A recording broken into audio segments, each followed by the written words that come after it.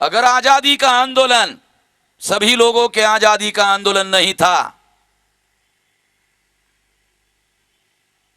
अगर आजादी का आंदोलन सभी लोगों के आजादी का आंदोलन नहीं था, ज्योतिराव फुले आजादी के आंदोलन को सभी लोगों के आजादी का आंदोलन नहीं मानते हैं, नहीं मानते थे।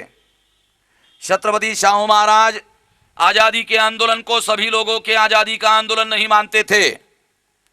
बाबा साहब आंबेडकर आजादी के आंदोलन को सभी लोगों के आजादी का आंदोलन नहीं मानते थे।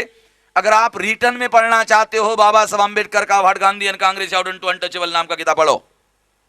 जो मैं कह रहा हूं आपको लोगों को पढ़ने को मिलेगा।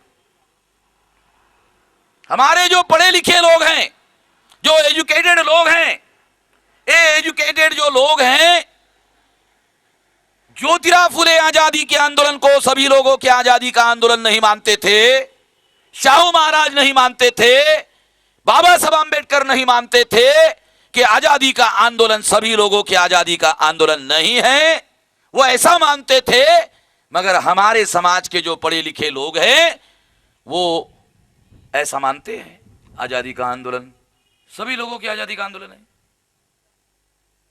ज्योतिराव फुले नहीं मानते थे, शाहू महाराज नहीं मानते थे, बाबा साहब आंबेडकर नहीं मानते थे, मगर हमारे जो पढ़े लिखे लोग हैं वो ऐसा मानते हैं। तो क्या ये माना जाए कि ज्योतिराव फुले, शाहू महाराज और बाबा साहब आंबेडकर से हमारे पढ़े लिखे लोगों की ज्यादा अकल है, ज्यादा समझदारी है?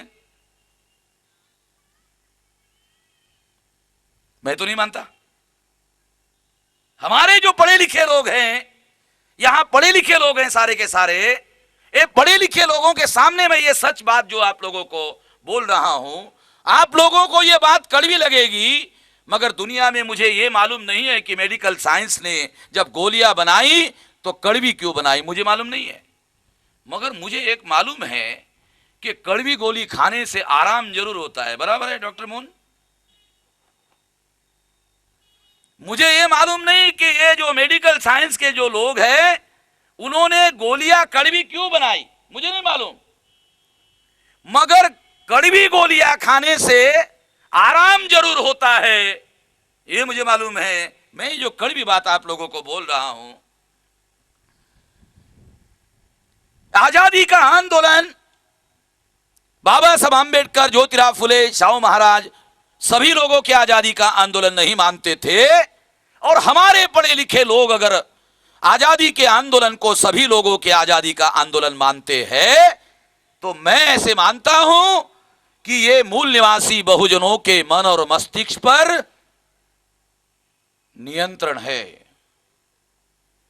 मैं ये मानता हूं कि अगर हमारा पढ़ा लिखा वर्ग ऐसा मानता है, तो मैं ये मानता हूं कि हमारे पढ़े लिखे लोगों के मन और मस्तिष्क पर उनका नियंत्रण है।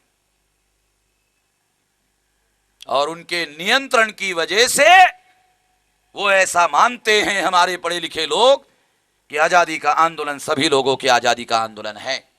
जवाहरलाल नेहरू भी अंतर्मन से ये मानते थे कि आजादी का आंदोलन सभी लोगों के आजादी का आंदोलन नहीं है। इसलिए उसने कानून बनाया, क्योंकि उसको ये मालूम था कि एडल्ट फ्रेंचाइज के तौर पर सभी लोगों को वोट का अधिकार है। ज्यादा लोग पढ़े लिखे नहीं हैं, मगर एक्सरसाइजिंग ऑफ वोट से लोगों को अनुभव हो जाएगा, ज्ञान हो जाएगा, जानकारी बढ़ जाएगी। और अगर ऐसा हुआ और इस देश का बहुसंख्यक आदमी अगर जागृत हो गया तो क्या होगा? बहुसंख्यक आदमी जब जागृत होगा तो अल्पसंख्यक ब्राह्मणों का साम्राज्य खत्म हो जाएगा। ऐसा नहीं होना चाहिए। नेहरू ने सोचा ऐसा नहीं होना चाहिए। नेहरू ने सोचा और इसलिए कानून बनाया।